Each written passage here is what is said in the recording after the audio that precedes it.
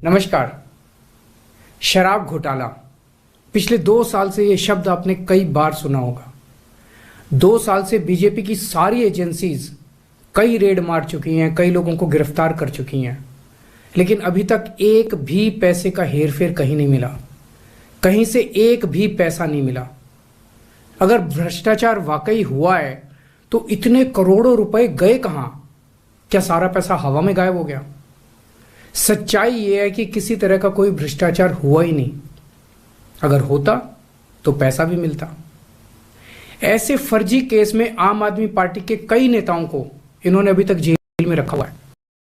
किसी के भी खिलाफ कोई सबूत नहीं है, कुछ साबित नहीं हो रहा, खुलेआम गुंडागर्दी चल रही है, किसी को भी पकड़ के जेल में डाल दो। अब बीजेपी मुझे गिरफ्तार करना चाहती है। मेरी सबसे बड़ी संपत्ति, मेरी सबसे बड़ी ताकत मेरी ईमानदारी है। झूठे आरोप लगा के, फर्जी समन भेज के ये मुझे बदनाम करना चाहते हैं, मेरी ईमानदारी पे चोट करना चाहते हैं। इन्होंने मुझे समन भेजे हैं। मेरे वकीलों ने मुझे बताया कि ये समन गैर कानूनी है। क्यों गैर कानूनी है? ये मैंने इनको विस्तार से लिख के भेजा है। मैंने बताया है कि उनके समन कैसे गैर कानूनी है, लेकिन उन्होंने मेरी एक भी बात का जवाब नहीं दिया। इसका मतलब उनके पास मेरी बातों का जवाब नहीं है। इसका मतलब वे भी मानते हैं कि उनका नोटिस गैर कानूनी है। क्या मुझे एक गैर कानूनी समन का पालन करना चाहिए?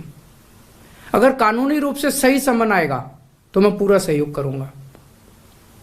बीजेपी का मकसद जांच करना तो है ही नहीं। इनका मकसद तो लोकसभा चुनाव में मुझे प्रचार करने से रोकना है। ठीक लोकसभा चुनाव के पहले इन्होंने मुझे समन भेजा है। क्यों? इस जांच को चलते 2 साल हो गए। अभी ठीक लोकसभा चुनाव के पहले मुझे क्यों बुलाया जा रहा है? पहले क्यों नहीं बुलाया? सीबीआई ने मेरे को 8 महीने पहले बुलाया था। मैं सीबीआई में गया था, उनके सारे जवाब भी दिए थे। लेकिन अब ये लोग ठीक लोकसभा चुनाव के 2 महीने पहले मुझे बुला रहे हैं। तो बीजेपी का मकसद कोई पूछताछ करना थोड़ी है। इनका मकसद है पूछताछ के बहाने केजरीवाल को बुला लो और उसे गिरफ्तार कर लो, ताकि मैं लोकसभा चुनाव में प्रचार ना कर पाऊं। आज बीजेपी भ्रष्टाचारियों को नहीं पकड़ रही, बल्कि खुलेआम ईडी और सीबीआई का इस्तेमाल करके दूसरी पार्टियों के नेताओं को तोड़ के बीजेपी में शामिल करवाने का काम किया जा रहा है। एक नहीं, 2 नहीं, कितने उदाहरण हैं जहां किसी पार्टी के नेता के खिलाफ ईडी सीबीआई के मामले चल रहे थे या उन पे गंभीर आरोप लगे हुए थे। जैसे ही वो नेता बीजेपी में शामिल हुए, उनके सारे पुराने मामले बंद कर दिए गए या ठंडे बस्ते में डाल दिए गए। तो जो इनकी पार्टी ज्वाइन कर लेता है उसके सारे मामले रफा दफा कर दिए जाते हैं। जो इनकी पार्टी में नहीं जाता वो जेल जाता है। आज मनीष सिसोदिया, संजय सिंह और विजय नायर इसलिए जेल में नहीं है कि उन्होंने भ्रष्टाचार किया है, वो इसलिए जेल में है क्योंकि उन्होंने बीजेपी में शामिल होने से इनकार कर दिया है। आज हम बीजेपी का मुकाबला क्यों कर पा रहे हैं? क्योंकि हमने कोई भ्रष्टाचार नहीं किया। अगर हमने जरा सा भी गलत काम किया होता तो दूसरे भ्रष्टाचारी नेताओं की तरह आज भी हम बीजेपी में शामिल हो चुके हैं, तो होते आज तक।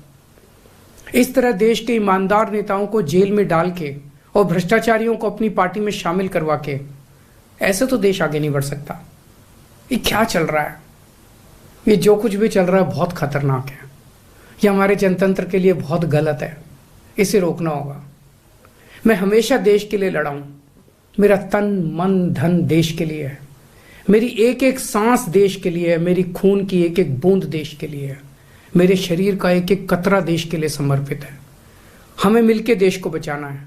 मैं पूरी जी जान से इनके खिलाफ लड़ रहा हूं। आपका साथ चाहिए।